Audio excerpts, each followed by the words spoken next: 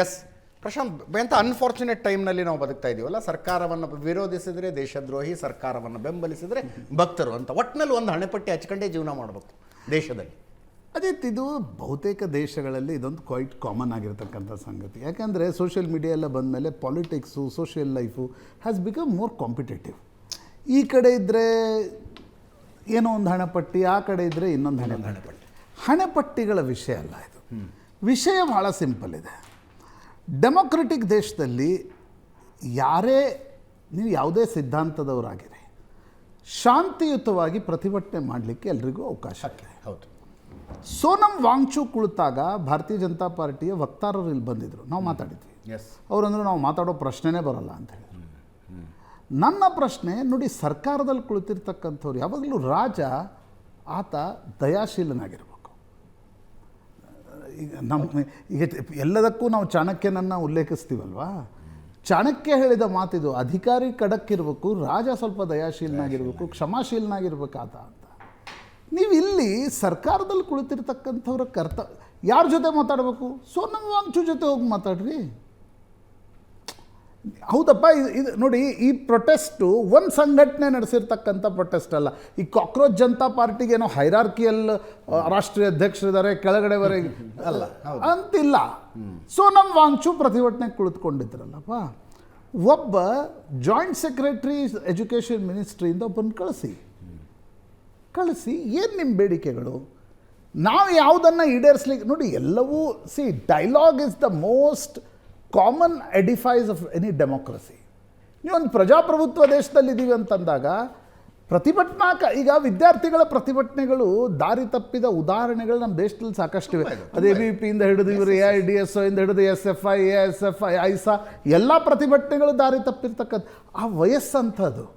ನೀವು ಅದನ್ನು ಆಂಟಿಸಿಪೇಟ್ ಮಾಡಿ ಮೊದಲು ಅವ್ರ ಜೊತೆ ಹೋಗಿ ಒಂದು ಚರ್ಚೆಯನ್ನು ಮಾಡಿ, ನಿಮ್ಮ ಬೇಡಿಕೆಗಳೇನು?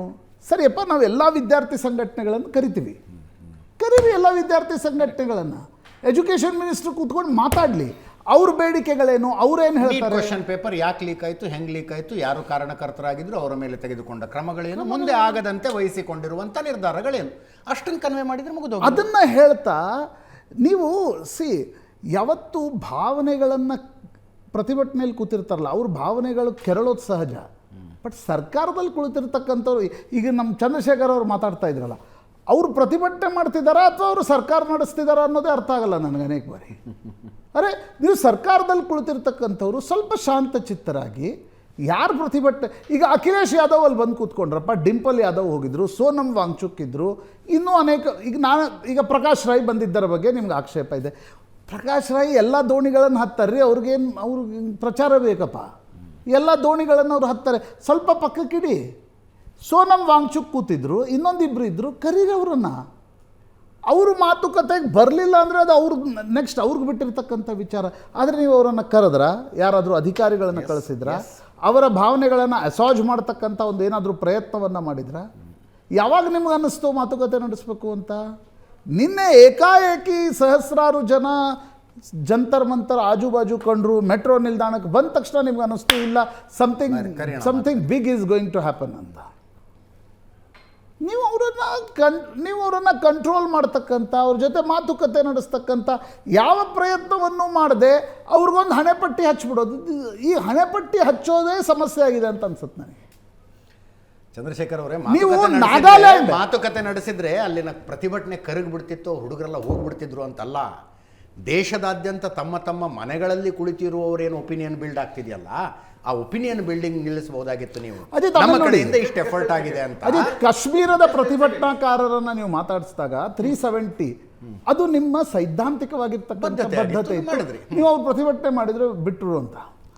ರೈತರ ಪ್ರತಿಭಟನೆ ಆದಾಗ ನೀವು ಒಂದು ಸ್ಟೆಪ್ ಬ್ಯಾಕ್ ತೆಗೆದುಕೊಳ್ಬೇಕಾಯ್ತು. ಅದು ಪಂಜಾಬ್ನಲ್ಲಿ, ಹರಿಯಾಣದಲ್ಲಿ ಪ್ರತಿಭಟನೆ ನಡೆದರೂ ಕೂಡ ರೈತ ಸಮುದಾಯ ಇಡೀ ದೇಶದಲ್ಲಿರೋದ್ರಿಂದ ನೀವು ಆ ಕಾನೂನುಗಳನ್ನು ಹಿಂತೆಗೆದುಕೊಳ್ಬೇಕು.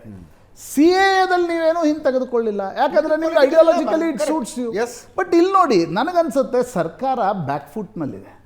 ಒಂದು ರಾಮ ಮಂದಿರದಲ್ಲಿ ನಡೆದಿರ್ತಕ್ಕಂಥ ಹುಂಡಿ ಕಳ್ಳತನದ ಪ್ರಕರಣ ಒಂದು ರೀತಿ ಸರ್ಕಾರ ಮತ್ತು ಇಡೀ ಸಂಘ ಪರಿವಾರದ ಮೇಲೆ ಕೆಲ ಪ್ರಶ್ನಾರ್ಥಕ ಚಿಹ್ನೆಗಳನ್ನು ಮೂಡಿಸಿದೆ. ಎರಡನೇದು ನೀಟ್ ಎಕ್ಸಾಮ್ದು. ಇದು ಎಲ್ಲರ ಮನೆಗಳಲ್ಲೂ ಮಕ್ಕಳಿದ್ದಾರೆ ರೀ. ಅವ್ರು 23 ಲಕ್ಷ ಪರೀಕ್ಷೆಯನ್ನು ಮಕ್ಕಳು ಎದುರಿಸ್ತಾ ಇರ್ತಾರೆ. ಇದರ ಅರ್ಥ ಇವತ್ತು ಈ ಕಾಂಗ್ರೆಸ್ನವ್ರು ಪ್ರತಿಭಟನೆ ಕೂತ್ಬಿಟ್ರು, ಕಾಂಗ್ರೆಸ್ನವ್ರು ಏನು ಭಾರಿ ಒಳ್ಳೆಯ ಪರೀಕ್ಷಾ ನಡೆಸುವ ಪೊಲಿಟಿಕಲ್ ಪಾರ್ಟಿ ಆಗಿತ್ತ? ಇಲ್ಲ, ಅವರು ಅಪೋಸಿಷನ್ನಲ್ಲಿದ್ದಾರೆ, ಒಂದಿಷ್ಟು ಪ್ರತಿಭಟನೆ ಮಾಡ್ತಾರೆ, ಮೈಲೇಜ್ ತೆಗೆದುಕೊಳ್ತಾರೆ. ಸರ್ಕಾರದಲ್ಲಿರ್ತಕ್ಕಂಥವ್ರ ಕೆಲಸ ಇರೋದು ಕರೆದು ಮಾತಾಡಿಸಿ ಒಂದು ಡೈಲಾಗ್ ಮಾಡಿ ನಾವೇನು ಮಾಡ್ತಿದ್ದೀವಿ ಅನ್ನೋದನ್ನು ಕಮ್ಯುನಿಕೇಟ್ ಮಾಡಿ ಯಾವ್ದು ಸಾಧ್ಯವೋ ಅದನ್ನು ಒಪ್ಪಿಕೊಂಡು ಮುಂದೆ ಹೋಗ್ತಕ್ಕಂಥದ್ದು. ಪ್ರಾಯಶಃ ನನಗನ್ಸುತ್ತೆ BJP ಸರ್ಕಾರ ಅದನ್ನು ಮಾಡಲಿಲ್ವೋ, 12 ವರ್ಷಗಳ ಆಡಳಿತದ ನಂತರ ಒಂದು ಫೆಟಿಗ್ ಫ್ಯಾಕ್ಟರ್ ಸರ್ಕಾರದಲ್ಲೇ ಬಂದಿದೆಯೋ, I don't know, but it was a wrong move ಅಂತ ನನಗನ್ಸುತ್ತೆ. ಫಟಿಗ್ ಫ್ಯಾಕ್ಟರ್ ಅಂತಿರೋ, ಅರೋಗನ್ಸ್ ಅಂತಿರೋ, whatever it is. Arrogance ಬರೋದು ಫೆಟಿಗ್ ಹಿಂದಲೇ ಬರುತ್ತೆ. ಎಸ್.